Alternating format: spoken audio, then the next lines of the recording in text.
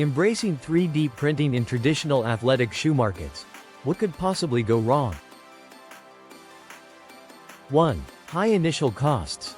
Implementing 3D printing requires significant investment in new technology and training, straining budgets and resources. 2. Limited material options. Current 3D printing materials may not match the durability and flexibility of traditional shoe components, potentially compromising product quality.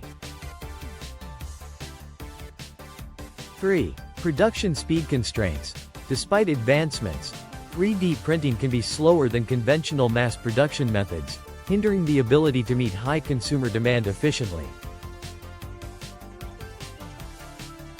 But why worry about these hurdles? Dive into the complexities of 3D printed footwear at 3dshoes.com.